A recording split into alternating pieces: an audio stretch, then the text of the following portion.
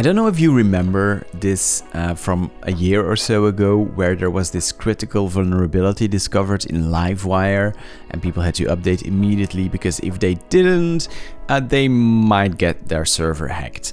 And things like this, that they happen all the time, right? This isn't in any ways anyone's fault. Bugs happen and we have to deal with them. It's just part of the job, I would say. You maybe remember this because it was a pretty critical thing. It happened only in Livewire 3. I just checked. I still have a project running with Livewire 2, so I'm not affected. This is a thing that happened, and you would think we're a year later now and everything is fine. Now today I don't want to talk about this issue in particular. It's just the way software development goes, and like I said, it's part of the job. But I read a blog post yesterday, year after the facts, that something happened, and let's talk about this because I think it's really important here. So 50,000 spam emails and a 3 a.m. panic. What happened when I forgot about a side project? And this is actually the interesting part, the side project part.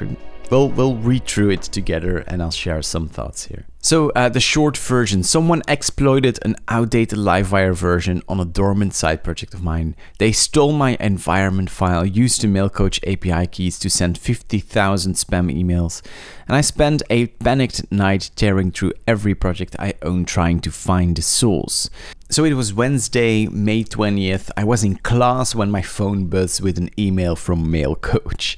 Your submission has been blocked due to a high bounce rate or spam reports. I read it, felt that cold drop in my stomach, and then I had to put my phone away and finish class. I can so relate to this. They were in Japanese lessons.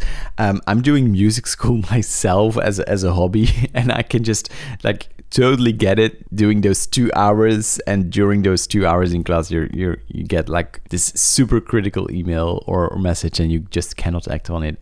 I so get it. There is a special kind of dread that comes from knowing something is wrong but not being able to look at it. I sat through the rest of my Japanese lesson with half my brain running through worst case scenarios. Around 6 in the evening, I finally opened my laptop. I logged into Mailcoach and my heart stopped. Over 50,000 emails had been sent from my account, all of them spam, phishing links going out under my name. I had never experienced anything like this before. I was shocked. My immediate reaction was to delete every single API token in Mailcoach and my GitHub API tokens. Then I wrote to the Mailcoach support team asking for help figuring out how this happens. So I assume they actually deleted their tokens. Now I know the folks at Mailcoach. I worked with Spasi. They were my colleagues for 5 years. So they are super helpful, and I'm sure they handle this in a good way. But let's continue to read because there are some things there. I spent the next 9 hours reviewing every project I own. So I guess these are their main projects here. And some other smaller unused projects, even small demo sites, every experiment, every dormant project sitting on my server. I checked logs, checked file permissions, checked for anything unusual. Nothing. To make things worse, that same day Symfony announced 19 CVEs across their projects. And my brain went there immediately. Was it Symfony? Was one of my sites running an affected version? And I went down that rabbit hole for a while. What I'm curious about at this point, Mailcoach, they did know what project this was sent from, right? Or was he using one key for all his projects maybe? That could be the case. Anyway, for some reason they had to search for the exact project, and nothing turned up. At 3 a.m. I had to make a call. I secured what I could, changed what I could, and went to sleep. I was frustrated, I was tired, and still had no idea what happened. The next day I kept digging, project by project, and then I found it. A small side project. One of those things you build, launch, and forget about. It was running an outdated version of Livewire with a public CVE, and I had not updated it. That was my fault. The attacker found it through automated scanning, and these bots crawled the web looking for known vulnerabilities and exposed applications. They found Livewire, found the CVE, and were inside within hours. They uploaded a web admin script that let them read anything the Apache user had access to inside that Docker container, including my env file, which held my Mailcoach API keys. By the way, the problem with .env files is that the secrets in there aren't really secret, because as soon as someone gets access to your system, it's kind of, they can just read it. It's just plain text, right? And as you can see, you don't even need to read the env file directly. They are loaded in your environment variables, which are just accessible in PHP everywhere. That's the design. That's what .env is about. You separate your secrets from your code itself, from version control. They are in this separate file, but if you have access to the system, you can just read them. They are plain text. There are better solutions here, like secret vaults, something like your 1Password manager stuff. There are server-side solutions for that as well. And in PHP, especially with all the frameworks out there, we've gotten used to .env and just use it, but as this shows, it's not really all that safe. Just wanted to make that side note there. Here's where things could have been much worse. That side project was running inside a Docker container. The attacker had access to that container, but they could not escape it. They could not reach my other projects, my other databases, or the host system itself. The blast radius was limited to that one service.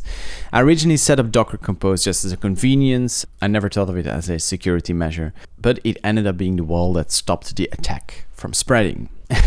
This part stings, the evidence I lost. When I finally identified the compromised container, I did the natural thing. I took it down. And just like that, the attacker's files were gone. And I realized my mistake later. I should have copied the container storage before killing it. Now there are no logs anymore, yeah. I spent the next few hours going through my reverse proxy logs instead. They survived and they showed the attacker's pattern clearly. Automated scanners hit the site repeatedly, and once they confirmed the Livewire vulnerability, the actual compromise happened within hours. This was not a targeted attack on me, it was just another domain on a list. And this is the important part, because we put things online and kind of forget about them. We put them on a shared server, or we put them on a DigitalOcean droplet. And at least I know I do. Our real projects, they are pretty safe. We keep close track of them. But what about those side projects? This happened a year after the vulnerability was disclosed, and these scanners, they are just out there. They are scanning the web, and they might not find your website immediately, but eventually you might end up with pretty big problems.